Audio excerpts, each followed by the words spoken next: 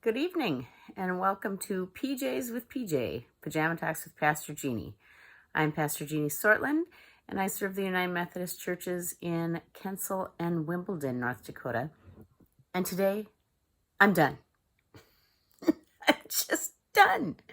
I'm done waking up to a mess in my kitchen, even though when the kitchen's a mess in the morning, we haul the big kids out of bed because they're the ones that, have to go make themselves some kind of snack or meal from what it appears. And who knows what hour. And they just don't figure it out. And I'm done with my 7-year-old who fights tooth and nail, which, by the way, is a reference that started in 1576. And it was in regard to biting and scratching. And yes, I think there has been biting and scratching. There certainly has been weeping and gnashing of teeth as I've tried to get him to do his homework, and he has resisted. He crosses big X's in his paper. He scribbles in all the places he's supposed to fill things, and then he has to go back and erase. And we're to the point where he is deciding not to do the drawings and the reading assignment. And I'm saying, okay, because he probably doesn't need to draw to read. So sorry, Mrs. Schaefer. I'm doing the best I can. In fact, maybe he can quarantine with you. I'm done with not knowing what day it is. For whatever reason in my head, April 30th was Wednesday. Well, at some point today, I figured out it's Thursday. And so now I realize I'm basically a day behind this week. But it's hard to know what day it is because you're not coming and going and keeping any real kind of routine that is distinct for any given day. I'm done with a dog that sneaks out every chance it gets to go have some kind of wild party over with the neighbor dogs. And the reason he sneaks out is because my kids leave the door open. Come on, people. And I'm done with a high schooler that I will discover has taken off because he has told his dad. His dad knows. Well, his dad is 30 miles away out at the farm. And he's been told repeatedly he has to tell his mother that he's leaving the home. And it's hard to take away his keys because one of the reasons he left was he went to get parts for Dad. So yeah, things are great. And you know what I'm also done with? I'm also done with leading in a pandemic. Nothing at seminary trains a pastor for this. Do we have church? Don't we have church? If we have church, what can we do? What can't we do? What protocols do we need to have in place? And do we have church but not sing? And no greeting each other except for a wave from a distance? And no coffee time?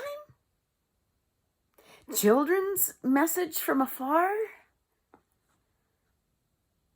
Some of these things make it seem or make it difficult for me to prepare myself to return to church. But we're talking about it. Just so you know, the leadership is talking about it and what is wisest. I fully expect as things soften up, we're going to see numbers go up for COVID cases, which is to be expected. So we still need to keep protecting our most vulnerable in our population. And unfortunately, the most vulnerable are also the most dedicated when it comes to church. So they'll want to be there if we're open. So, I'm weighing this. I feel like there's one of those tipping scales and I'm trying to put the balance on here and I'm just done with all this stuff.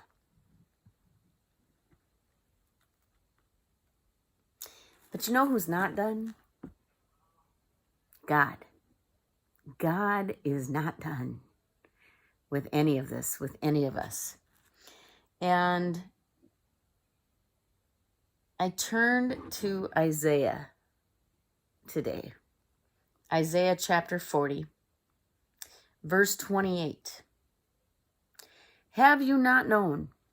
Have you not heard? The Lord is the everlasting God, the creator of the ends of the earth. He does not faint or grow weary, even though I do. His understanding is unsearchable.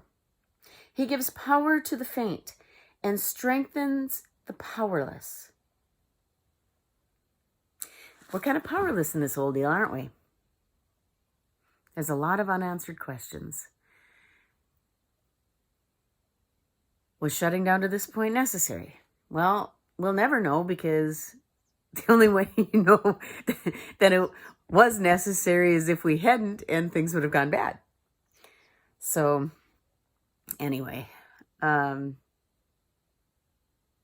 in no rush to open. I'd like to see a little bit about how things go with the things that are opening and with the churches that are trying it out.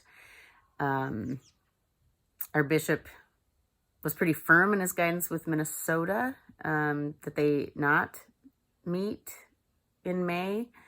He was a little grayer in the Dakotas. And so, yeah, we need to be in prayer for wisdom and guidance as to what is the best course of action for us. So anyway, I'm sorry that I'm done. And after a good night's sleep and some more time with God, I won't be done anymore. So don't worry about me. I'm doing just fine. And my prayer is that all of you are too. Good night.